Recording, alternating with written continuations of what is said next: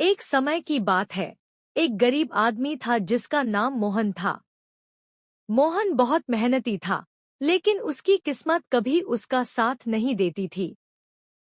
वह दिन रात मेहनत करता, पर फिर भी उसके घर में गरीबी का अंधेरा छाया रहता।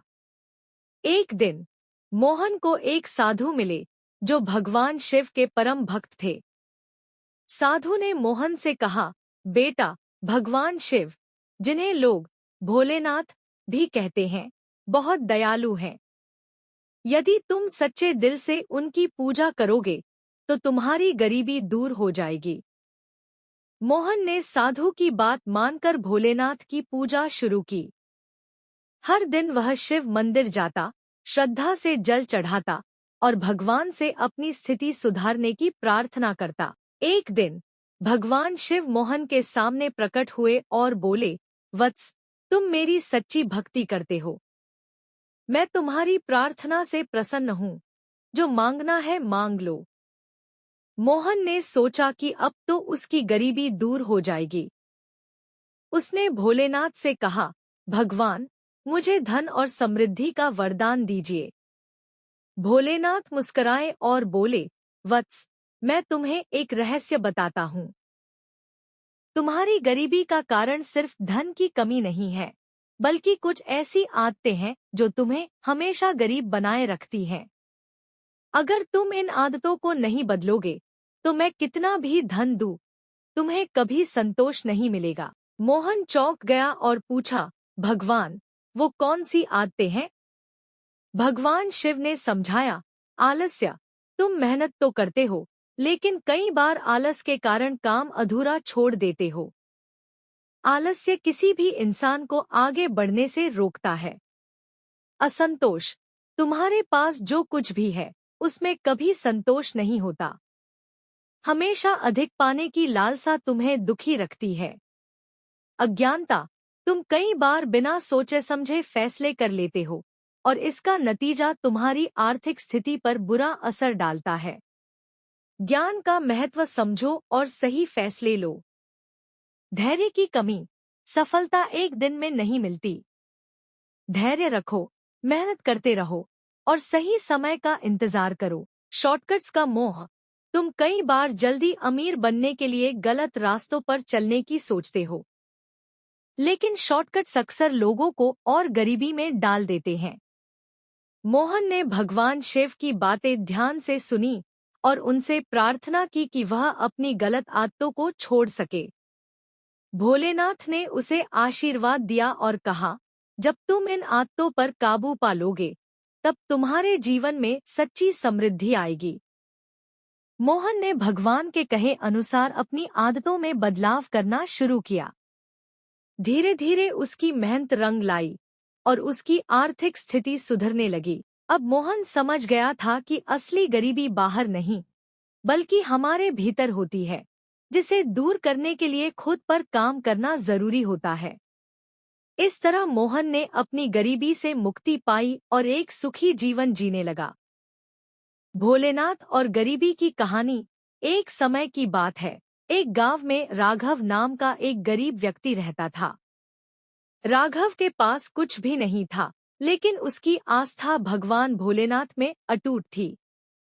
वह हर दिन शिवलिंग पर जल चढ़ाने जाता और भोलेनाथ से अपनी गरीबी दूर करने की प्रार्थना करता। वह सोचता था कि भोलेनाथ एक दिन उसकी सारी परेशानियां खत्म कर देंगे। राघव की जिंदगी में कई मुश्किलें आईं, लेकिन वह भोलेनाथ पर से विश्वास नहीं हटा। उसे हमेशा लगता कि भगवान उसका साथ देंगे। परंतु कई साल बीत गए और उसकी हालत में कोई सुधार नहीं हुआ।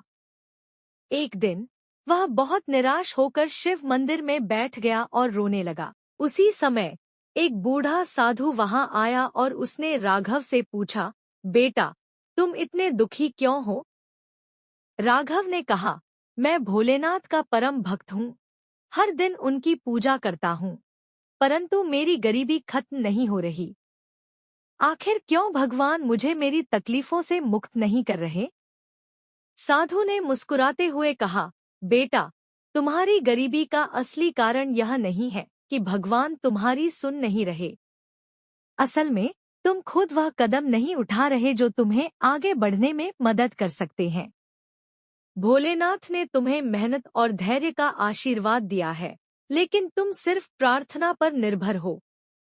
भगवान केवल उनकी मदद करते हैं जो खुद अपनी मदद करते हैं। राघव ने सोचा, मैंने तो कभी इस नजरिए से सोचा ही नहीं था। साधु ने कहा, अगर तुम अपनी मेहनत में विश्वास रखोगे और ईमानदारी से काम करोगे तो भगवान जरूर तुम्हारी मदद करेंगे। उस दिन से राघव ने मेहनत करनी शुरू की और धीरे धीरे उसकी हालत सुधरने लगी। उसकी आस्था और कर्म की शक्ति ने उसे गरीबी से बाहर निकाला।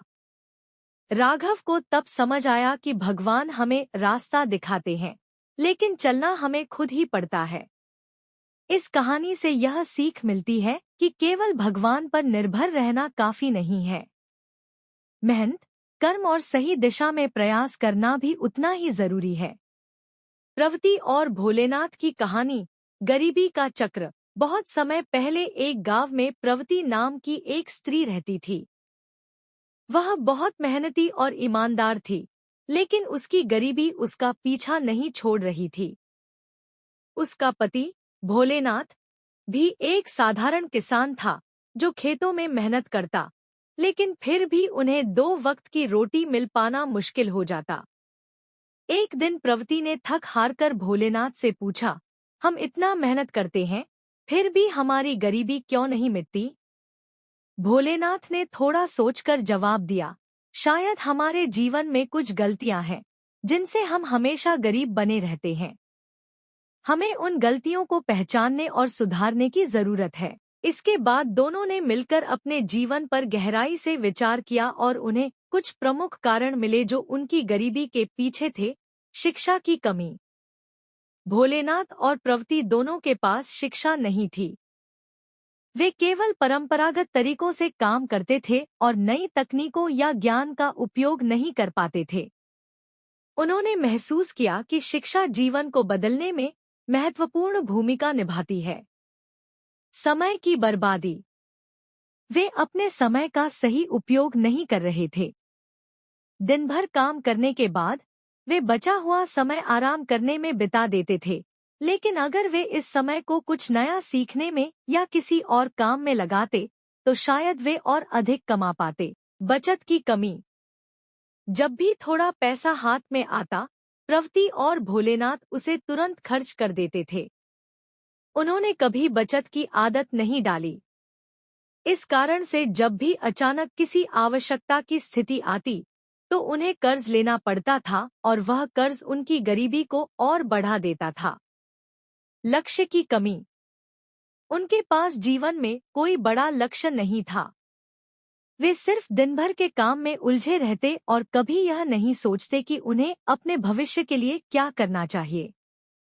बिना लक्ष्य के वे उसी गरीबी के चक्र में फंसे रहे। कर्ज का बोझ। कर्ज ने उनके जीवन को और भी कठिन बना दिया था। वे अक्सर अपनी आवश्यकताओं के लिए उधार लेते, लेकिन उधारी चुकाने के लिए उनके पास कोई उपाय नहीं था। इस तरह वे कर्ज में डूबते चले गए। आत्मविश्वास की कमी। प्रवति और भोलेनाथ दोनों के पास आत्मविश्वास की कमी थी। वे हमेशा सोचते थे कि वे कुछ नहीं कर सकते और उनकी गरीबी उनकी किस्मत है। इस सोच ने उन्हें कभी भी आगे बढ़ने नहीं दिया। संगत का प्रभाव। वे ऐसे लोगों के साथ रहते थे जो खुद भी गरीबी में थे और कभी अपने जीवन में सुधार करने की कोशिश नहीं करते थे। इन लोगों की नकारात्मक सोच का प्रभाव भी उनके जीवन पर पड़ा। एक दिन प्रवति और भोलेनाथ ने इन बातों को समझ लिया और उन्होंने ठान लिया कि वे अपनी आदतों और सोच को बदलेंगे। उन्होंने शिक्षा हासिल करने की कोशिश की, समय की बर्बादी को रोका और बचत करना शुरू किया। धीरे धीरे उनकी स्थिति में सुधार आने लगा। इस कहानी से यह सीखने को मिलता है कि गरीबी केवल आर्थिक समस्या नहीं है, बल्कि यह मानसिकता, आदतों और जीवन के प्रति दृष्टिकोण का भी परिणाम होती है। अगर सही दिशा में मेहनत और सोच हो, तो गरीबी का चक्र तोड़ा जा सकता है। गरीबी से बाहर निकलने के लिए कई बार हमें उन आदतों और कारणों पर ध्यान देना पड़ता है जो हमें पीछे खींच रहे हैं। यहाँ प्रमुख कारण दिए जा रहे हैं जो किसी व्यक्ति को गरीब बनाए रख सकते हैं। आलस्य और टालमटोल। किसी भी काम को करने में आलस्य दिखाना या उसे लगातार टालते रहना सफलता की राह में सबसे बड़ा रोड़ा है। मेहनत और समर्पण के बिना कोई भी प्रगति नहीं कर सकता। अज्ञानता, शिक्षा और जानकारी का अभाव भी गरीबी का एक मुख्य कारण है। सही मार्गदर्शन और ज्ञान के बिना सही निर्णय नहीं लिए जा सकते। अनियोजित खर्च। अगर आप अपनी आय से अधिक खर्च कर रहे हैं या अपने पैसों को सही तरीके से मैनेज नहीं कर रहे हैं तो यह आपको गरीब बनाए रख सकता है। अनावश्यक खर्चों पर नियंत्रण रखना बेहद जरूरी है। बचत न करना। भविष्य के लिए बचत न करना भी गरीबी का कारण बन सकता है। बचत एक ऐसा साधन है जो आपको मुश्किल समय में सहायता प्रदान करता है। निवेश का अभाव। अगर आप सिर्फ अपनी आय पर निर्भर रहते हैं और उसे बढ़ाने के लिए निवेश नहीं करते हैं तो आप अपने वित्तीय स्थिति में सुधार नहीं कर सकते। पैसे को सही जगह निवेश करना आवश्यक है। अवसरों की अनदेखी। कई बार अवसर सामने होते हुए भी हम उसे नहीं पहचान पाते या उसका लाभ नहीं उठा पाते। यह भी गरीबी का कारण बन सकता है। आत्मविश्वास की कमी। खुद पर भरोसा न होना और निर्णय लेने में असमर्थता भी गरीबी की ओर ले जाती है। आत्मविश्वास के बिना जीवन में उन्नति मुश्किल हो जाती है। गलत संगत। गलत लोगों के साथ उठना बैठना या उनके बुरे प्रभाव में आना आपके जीवन को नकारात्मक दिशा में ले जा सकता है। सही संगत से आपको प्रेरणा और प्रोत्साहन मिलता है। ध्यान की कमी। अपने लक्ष्यों पर ध्यान न देना और सिर्फ समय बर्बाद करना आपको कभी भी आर्थिक सफलता की ओर नहीं ले जा सकता। आध्यात्मिक जागरूकता का अभाव। आध्यात्मिकता से दूर रहना और अपने भीतर की शांति और संतुलन को खो देना भी गरीबी का कारण बन सकता है। मानसिक और आध्यात्मिक संतुलन से आप कठिनाइयों का सामना बेहतर तरीके से कर सकते हैं। इन सभी बिंदुओं पर ध्यान देकर आप अपने जीवन में सुधार ला सकते हैं और गरीबी से बाहर निकलने का मार्ग प्रशस्त कर सकते हैं।